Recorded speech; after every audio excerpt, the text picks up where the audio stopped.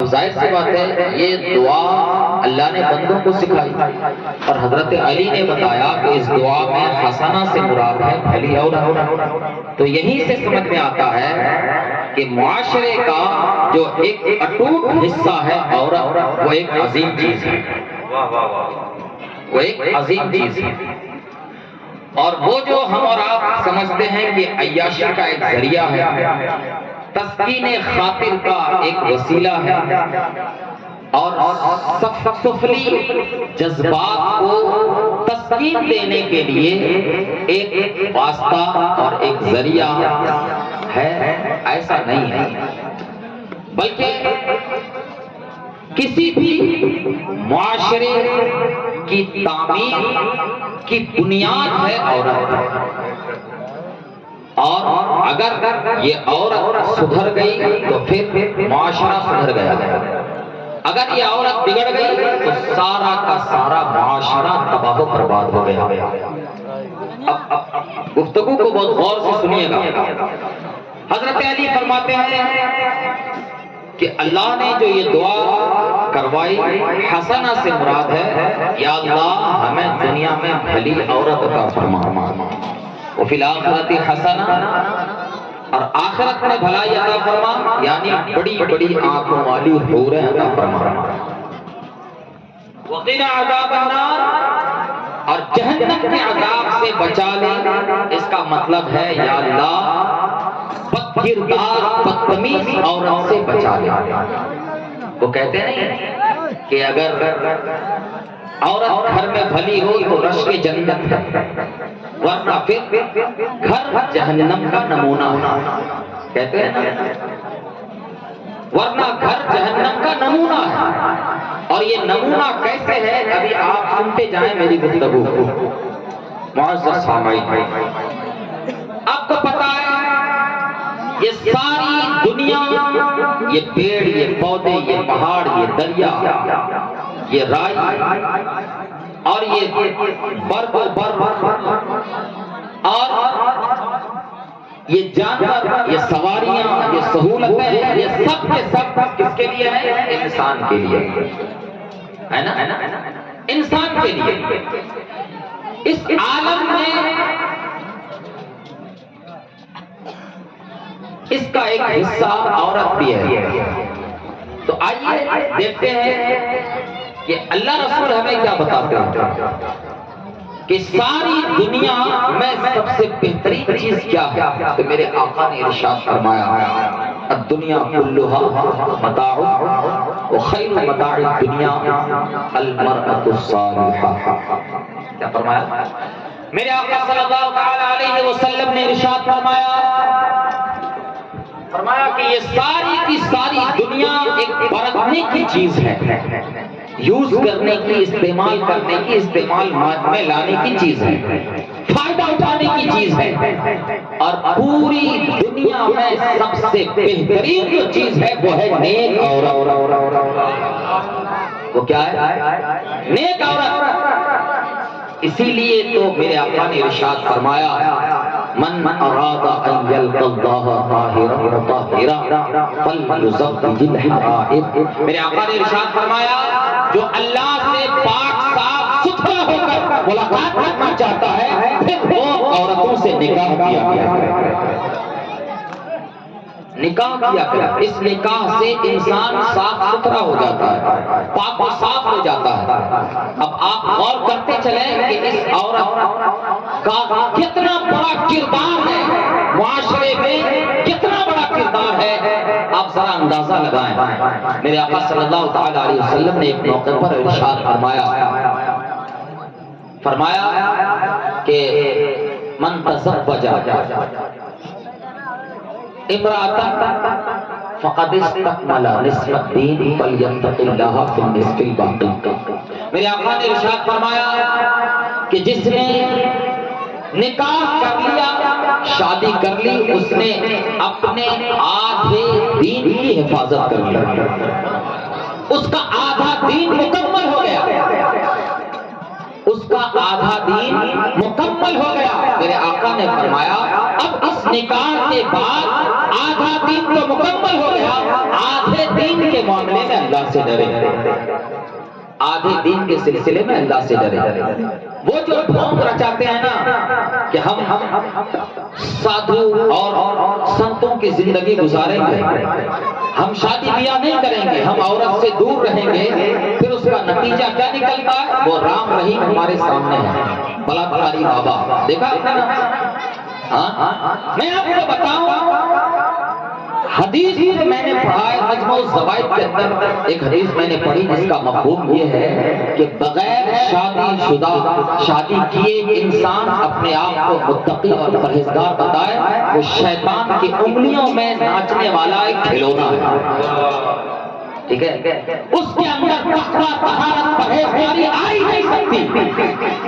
اسی لیے تو میرے آقا کی سنت ہے نا یہ، اور میرے آقا نے جا بجا ترغیب دی ہے کہ شادیاں کرو، بلکہ ہمارے بزرگوں نے تو کئی شادیاں کی، بلکہ ایک بزرگ کو ولایت اس وجہ سے مل گئی کہ انہوں نے اپنی بیوی کی بد اخلاقیوں پر صبر کیا اور شکریہ ادا کیا، اللہ عز و جل نے اس کے نتیجے میں انہیں ولایت عطا فرمائی۔ معزز سامعین، میری بات کو غور سے سنیے گا۔ اچھا، اب آپ جب اس شادی کی بات آ گئی تو اب آپ میری گفتگو کو آگے سنیے۔ اتنے لوگ بیٹھے ہیں، میں ایک سوال کرتا ہوں، آپ سے پوچھتا ہوں، میرے اس سوال کا جواب دیجیے۔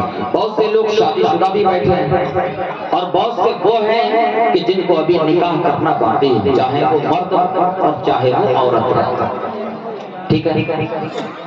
اب جب آپ نکاح کے لیے جاتے ہیں، شادی کے لیے تیار ہوتے ہیں، تو آپ کی نیت اور آپ کا مقصد کیا ہوتا ہے؟ بھائی انما الاعمال بالنیات، اعمال کا دار و مدار تو نیت پر ہے نا؟ اگر کوئی انسان وضو کرے اور وضو کے تمام فرائض اور تمام شرائط کا اہتمام کرے تو اس کا وضو درست، یعنی اس وضو سے نماز صحیح ہو جائے گی اور نماز جائز ہو جائے گی۔ لیکن اگر وضو کرنے کے لیے جب بیٹھا اس وقت نیت نہیں کی تو اس پورے وضو پر اسے وضو کا ثواب تو نہیں ملے گا، ثواب نہیں ملے گا۔ ثواب کا دار و مدار نیت پر ہے۔ کوئی بھی کام انسان کرے، اگر نیت نہ کرے اس کی جو درست نیت ہو تو اس پر ثواب نہیں ہے۔ یہ اور بات ہے کہ وہ عمل درست ہو جاتا ہے لیکن اس پر ثواب تو نہیں ہے۔ اب اس موسم میں سینکڑوں لوگوں کا نکاح ہوتا ہے، تو وہ اس نکاح سے کیا نیت کرتے ہیں؟ کیا مقصد ہوتا ہے ان کا؟ جب وہ شادی کے لیے جاتے ہیں کس نیت سے اور کس مقصد کے تحت جاتے ہیں؟ کیا شادی صرف عیاشی کا ذریعہ ہے؟ کیا شادی اس لیے کہ بہت سی دولت ہاتھ آ جائے گی جہیز کی صورت میں؟ کیا اس لیے کہ لڑکی بہت خوبصورت ہے؟ کیا اس لیے کہ بہت عالی گھرانے کی عزت دار گھرانے کی ہے؟ یہ سارے مقاصد تو فضول ہے نا معزز بھائی۔ اور ہوتا کیا ہے ہمارے معاشرے میں؟ ہوتا ہمارے معاشرے میں یہی ہے کہ شادیاں انہی مقاصد کے تحت ہوتی ہیں، یا تو مال و دولت کی وجہ سے یا پھر گوری چمڑی کی وجہ سے، بھلے ہی اس کا خاندان کیسا ہی گندا کیوں نہ ہو اور کیسی نسل اور کنبہ برا کیوں نہ ہو، اس سے کوئی مطلب نہیں۔ باپ دادے لاکھ منع کریں گھر والے نہیں، یہ تو صرف عاشق ہیں خوبصورتی پر اور چمڑی کے گوری ہونے ہے نا۔ معزز سامعین، ایک بات یاد رکھیے گا، ہر عمل کا رد عمل ہوتا ہے، ہر ایکشن کا ری ایکشن ہوتا ہے، اور ہر اچھی بری چیز کی تاثیر ہوتی ہے۔ اگر چیز اچھی ہو تو تاثیر اچھی ہے، بری ہو تو تاثیر بری ہے۔ یہ سب جو مقاصد ہیں، ان مقاصد آج آپ دیکھتے ہیں نکاح کے بعد 2 دن گزرتے ہیں، گھر میں لفڑے جھگڑے لڑائیاں فتنہ فساد، یہ ساری باتیں پیدا ہو جاتی ہیں۔ کیوں؟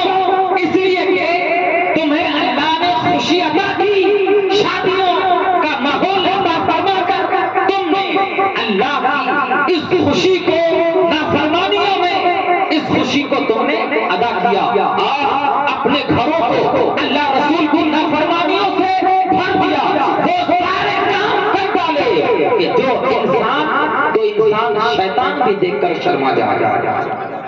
بے حیائی کی کوئی انتہا نہیں، بے شرمیوں کی کوئی انتہا نہیں، بے غیرتیوں کی کوئی انتہا نہیں۔ معزز سامعین غور کیجیے، یہ تو ہم کرتے ہیں، لیکن ہمیں اللہ رسول کیا کہتے ہیں؟ میں آپ کو ایک حدیث سناتا ہوں، پھر آپ کو اس حدیث شریف کو سن کر غور کرنا چاہیے کہ ہمارا اسلام کیا کہتا ہے۔ میرے آقا صلی اللہ تعالی علیہ وسلم نے ارشاد فرمایا، من تزوج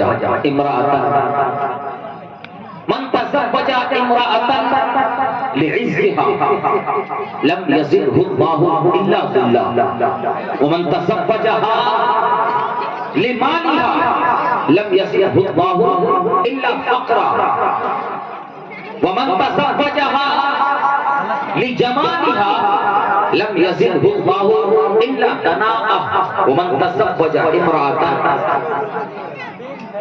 لم يتزوج